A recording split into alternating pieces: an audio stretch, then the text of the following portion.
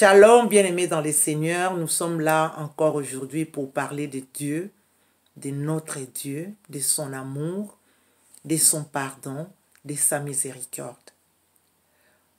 Avant de commencer, au nom de notre Seigneur Jésus-Christ, je vous salue tous. Nous allons parler de la peur. Pourquoi cette peur parmi nous les enfants de Dieu? Pourquoi nous avons si peur, nous les enfants de Dieu? Alors qu'il y a un grand prix qui a été payé pour nous. Le sang de Jésus nous a rachetés et nous savons tous que nous n'avons pas reçu un esprit de peur. Nous avons reçu un esprit d'amour, un esprit de force. Qu'est-ce qui fait que nous ayons peur à ce point, nous les enfants de Dieu? Cela est remarquable. Aujourd'hui, nous avons peur plus même que les païens. Dans certaines maisons, des enfants de Dieu, quand vous entrez, vous sentez la peur. Il y a des gens qui ne fréquentent plus les autres, qui ne côtoient plus les autres, par peur que ces autres-là leur fassent du mal. Mais bien aimés, ce soir, nous allons comprendre et nous allons voir comment les séducteurs utilisent la peur pour nous contrôler. Premièrement, ils ne nous aiment pas. Son but est que nous puissions manquer le royaume des cieux. Il sait bien, il connaît bien les Écritures. Il sait bien que la peur est tout à fait le contraire de la foi. Et comme notre Dieu, il nous dit que sans la foi, nous ne pouvons pas lui plaire. Et c'est là qu'il introduit la peur pour que nous ne puissions pas plaire à notre Dieu. Si nous regardons bien, dans la plupart de nous, dans la plupart de nos familles, dans la plupart de nos églises, la peur règne. Comment est-ce que l'ennemi s'introduit? Premièrement, c'est comme un prédateur. Il regarde d'abord ton profil. Si tu es quelqu'un qui aime souvent se plaindre, « Oh, moi, on ne m'aime pas, moi, on m'a fait ça. » Ou si tu es quelqu'un qui aime toujours avoir l'approbation des autres. Ça peut être toi, ça peut être moi. Là, il va directement s'introduire. Quand il s'introduit, tu ne sens pas. Il commence tout doucement. Il te caresse au sens du poil. Il se base seulement sur tes propres données. C'est sur ce que toi-même tu t'es dit. Quand tu te plains, les choses que tu dis. Il connaît sûrement ta famille. Il connaît un peu tes besoins. Il connaît tout de toi. Un vrai prédateur. Quand il vient là, il commence à te caresser. Tu sais, toi tu es bon. Il t'enlève l'humilité. Toi, tu es bon, tu n'as pas de problème. Ce sont les autres qui sont méchants. Alors, s'ils ne t'aiment pas, c'est parce que tu as quelque chose de Dieu en toi. Flatterie, tromperie. Mais bien aimé, c'est bien d'avoir quelque chose de Dieu en soi. C'est bien. Mais cela ne nous autorise pas à devenir orgueilleux, à voir que nous sommes plus que d'autres. Non, notre Dieu, il nous demande d'être humble et d'être prudent. Alors, qu'est-ce que l'ennemi fait? Au lieu de t'apprendre la prudence, non, lui, il t'apprend carrément la peur. Et tu ne sens pas, hein? Il les fait très doucement. Il va d'abord commencer. Quand il commence par faire monter ton orgueil en toi, deuxième étape, qu'est-ce qu'il fait? Il commence à diaboliser tout le monde derrière toi, tout autour de toi plutôt. Il diabolise tout ton entourage pour faire de toi un saint selon lui. Bien-aimé dans le Seigneur, n'écoutons pas ce que les séducteurs nous disent. Les séducteurs, il a plusieurs facettes. Il peut être ton enseignant de la parole, il peut être quelqu'un dans ta famille, il peut être ton oncle, il peut être ton prophète, il peut être ton pasteur, il peut être n'importe qui. Son but est de te faire tomber. Son but est de te contrôler. Son but est de t'avoir captif. Alors quand il va diaboliser tout le monde tout autour de toi, là, il commence vraiment à te contrôler. Là, tu n'as plus confiance même en toi-même. Tu as peur de tout. Quand tu commences à avoir peur, c'est là qu'il vient avec des prophéties.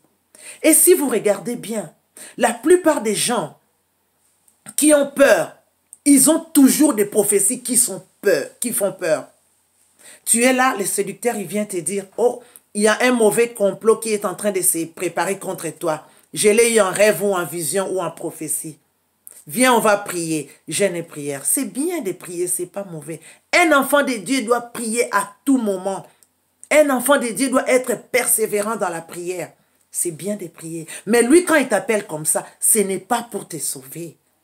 Son but est que toi, tu puisses manquer les royaumes des cieux. Son but est que toi, tu puisses regarder à lui et non à Dieu. Quand il t'arrive un problème, il vient. Il essaie toujours de se précipiter. Regarde, c'est l'oncle qui a fait. Regarde, c'est la tante. Ton frère, là, il est sorcier. Ta soeur, elle est sorcière. Bien-aimé, on peut avoir des frères sorciers ou des sœurs sorcières aussi. On peut avoir des amis méchants, des oncles méchants, oui. Mais lui, son but, ce n'est pas pour te sauver. Son but est que tu sois sous son contrôle, que tu vives dans la peur, dans la panique, que tu sois paralysé, que tu commences à trembler devant l'ennemi.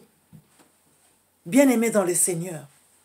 Et quand il te dit des choses comme ça, malheureusement, nous les enfants de Dieu, ces temps-ci, nous aimons tellement la facilité. Devant un problème, au lieu de chercher la face de Dieu, au lieu parfois de se poser les questions, Seigneur, j'ai un problème, je suis dans des problèmes, je suis dans les tourments. Seigneur, aide-moi. Je veux voir, est-ce que j'ai failli à quelque chose? Non, on ne se pose plus ce genre de questions. Les séducteurs ne veulent plus que tu penses que la colère de Dieu existe. Bien-aimé, je n'essaye pas de dire que tout problème qui t'arrive ou qui m'arrive, c'est la colère de Dieu. Mais notre Dieu nous dit toujours de faire recours à lui. Et il dit qu'il nous révélera des choses cachées. Cette parole a été changée. Maintenant, quand le séducteur te dit que le Seigneur te révélera des choses cachées, ça sous-entend, il va te montrer les démons. Il va te montrer les sorciers. Bien-aimé, vous pensez vraiment que notre Seigneur, il a cessé ou il est fatigué de nous montrer des anges, de nous montrer des choses merveilleuses d'en haut? Bien-aimé dans le Seigneur, les séducteurs, il ne veut pas que tu regardes ton Dieu. Il veut que toute ton attention soit tournée vers lui. Et quand il va commencer à diaboliser ton entourage, il te prend captif et c'est là qu'il continuera. Là, il va te faire tourner à gauche et à droite. Tu es là, il vient, oh, ton frère a un mauvais plan contre toi. Alors là, toutes tes prières, tu ne penses plus à la sanctification. Tu ne discernes même plus. Alors toute ton attention, toutes tes prières, frères, sœurs, oncles, tantes, là, tu n'as plus le temps de penser à toi-même. Tu n'as plus le temps de prier pour toi-même. Bien-aimé dans le Seigneur, la prière des combats, j'aime beaucoup. Nous aimons beaucoup. C'est bien. Mais dans nos prières des combats, essayons premièrement de combattre nos propres défauts. Mais bien-aimé, c'est ça que le séducteur ne veut pas. Il veut toujours orienter tes prières vers les autres. Et parfois, ça nous arrange même. J'ai un problème. Je suis malade. Pourquoi ne pas chercher à attraper carrément un sorcier, un démon, un mauvais sort, au lieu de m'incliner devant mon Dieu, au lieu de pleurer, dire Seigneur, montre-moi là où j'ai péché.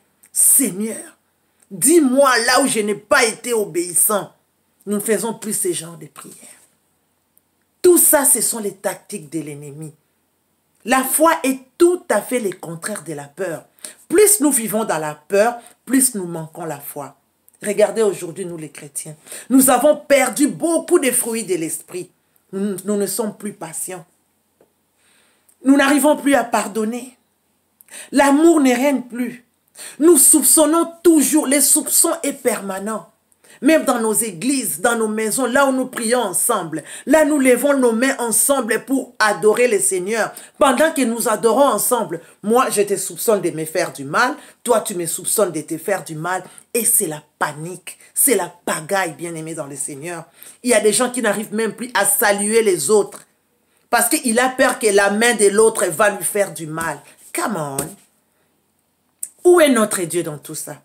Vous savez, plus nous avons peur du séducteur à ce point, c'est comme si nous sommes en train de dire à notre Dieu qu'il n'est pas capable de régler nos problèmes. Bien-aimés dans le Seigneur, c'est les séducteurs qui devaient trembler devant nous. C'est les diables qui devraient normalement trembler devant nous. Aujourd'hui, c'est le contraire. Nous, les enfants de Dieu, nous commençons à trembler devant le mal. Surtout même quand nous prions, on ressent la peur dans nos prières.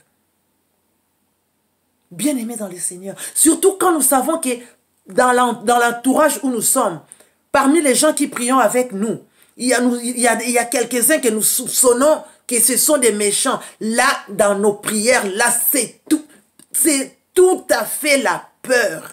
Bien-aimés dans le Seigneur, nous tremblons dans nos prières. Nous entrons même en transe à cause de la peur. Et après, nous avons les kilos même de dire que c'est le Saint-Esprit qui travaille en nous. Bien-aimés dans le Seigneur, notre Dieu est bon. Il nous a donné les dons. Bien-aimés dans le Seigneur. Mais dans la Bible, dans la même Bible, notre Dieu il nous dit aussi que les dons passeront. Les prophéties passeront. Mais la parole de Dieu ne passera pas. Pourquoi ne pas nous accrocher à la parole de Dieu? Les diables ne t'aiment pas. Il veut te faire croire que ton ennemi ou mon ennemi c'est ma soeur ou c'est mon frère alors que c'est lui notre ennemi en commun. Il a plusieurs facettes. Il peut être ton enseignant de la parole, il peut être ton mari, il peut être quelqu'un de ta famille, il peut être ton pasteur, ton prophète, il peut utiliser n'importe quelle face que lui il veut, seulement si tu lui donnes une occasion. Bien-aimé dans le Seigneur, l'effet de voir les démons partout ne va pas te donner le royaume, la vie éternelle. L'effet d'attraper tout le temps les sorciers dans ta vie ou de voir tout le temps les mal dans ta vie ne va pas te donner la vie éternelle. La vie éternelle, c'est quand tu vis dans la sanctification, quand tu pardonnes, quand tu aimes, quand tu partages l'amour. Mais bien aimés, soyons ambassadeurs de Jésus-Christ. Soyons les ambassadeurs de Jésus-Christ, mes bien-aimés. Aujourd'hui, les séducteurs, ils nous utilisent même. Nous sommes devenus parfois ces ambassadeurs. Quand nous avons peur, tellement que la peur est lourde à supporter, nous commençons maintenant à les diffuser aux autres. À dire à tout le monde, attention, hein, il faut faire attention. Toi, tu es comme ça, les gens peuvent te faire du mal. Bien-aimé, notre Seigneur nous a dit ça aussi. Il nous a dit, voici, je vous envoie comme des brebis au milieu du loup, au milieu des loups. Soyez prudents comme les serpents et humbles comme la colombe. Notre Seigneur nous les a dit. Et mais bien aimé, les séducteurs, il ne va pas te dire de marcher dans la sanctification pour que le mal s'éloigne de toi. Mais il va toujours te laisser vivre loin de la sanctification, vivre loin de la crainte de Dieu, pour que quand un problème t'arrive, il vient à ton secours. Il met dans la tête il te met une dette morale dans la tête. Bien-aimé dans le Seigneur, regardons vers Dieu. Regardons vers Dieu. Le fait que tu sois toujours attaqué ne va pas te donner la vie éternelle, bien-aimé dans le Seigneur. Travaillons sur notre relation avec le Seigneur Jésus-Christ. Les séducteurs te disent, oh, si tu as un problème, ne dis pas aux autres de peur qu'ils te fassent du mal. Non. Quand tu as un problème, tu ne vas pas dire aux autres, oui, tu vas le dire à Dieu, parce que Dieu, il est capable, il est seul capable de régler ton problème. Et là, tu développes ta confidentialité avec Dieu, tu développes ta relation avec Dieu si tu te confies seulement à lui et pas aux hommes. Mais la même parole, les séducteurs, il va l'utiliser juste pour te faire peur. Alors que cette parole-là est réelle, confie-toi à Dieu parce que c'est lui la solution. Mais lui, il transforme toujours la parole de Dieu. Vous savez, il n'a pas commencé aujourd'hui. Hein. Avec notre Seigneur Jésus-Christ, il a fait la même chose. Il connaît beaucoup dans les Écritures. Et aujourd'hui, il essaie de torturer la Bible, de torturer les Écritures, juste pour ramener les enfants de Dieu captifs. Faisons attention. À notre Seigneur Jésus-Christ, il a fait la même chose. Il a dit, si tu es le Fils de Dieu, ordonne que ces pierres deviennent pain. Mais le Seigneur Jésus a utilisé le discernement. Il a utilisé le discernement, il a dit, l'homme ne vivra pas seulement de pain. Aujourd'hui, si les séducteurs viennent te dire des choses, tu sais que oui, ces choses-là sont dans les Écritures. Discerne. C'est que les méchants, c'est que les séducteurs avaient dit à notre Seigneur Jésus-Christ. C'était aussi écrit dans les Écritures, mais notre Seigneur avait discerné. Bien-aimé, il connaît bien les Écritures. Il va torturer la Bible, il va torturer les Écritures pour te rendre captif, pour que tu sois sous son contrôle. Bien-aimé dans le Seigneur, regardons à Dieu. L'effet de voir toujours le mal des autres ne te rend pas parfait. L'effet toujours d'aller à gauche. On m'a attaqué à gauche, tu t'en vas. On m'a attaqué à droite, tu t'en vas. Tu perds ton temps de prière. Bien-aimé. Si tu arrives que tu es attaqué, attaque. Quand tu finis d'attaquer, retourne à ton poste d'adorateur, enfant de Dieu. Retourne à ton poste. Tu es appelé à être adorateur, à faire la volonté de Dieu, à être soumis à Dieu et non au séducteur. Faites attention. Tout ce qu'il veut, il ne veut pas ton bien. Il veut que tu manques le royaume des cieux. Il veut que tu vives dans la peur et la peur qui est tout à fait le contraire de la foi. Que le Seigneur vous bénisse.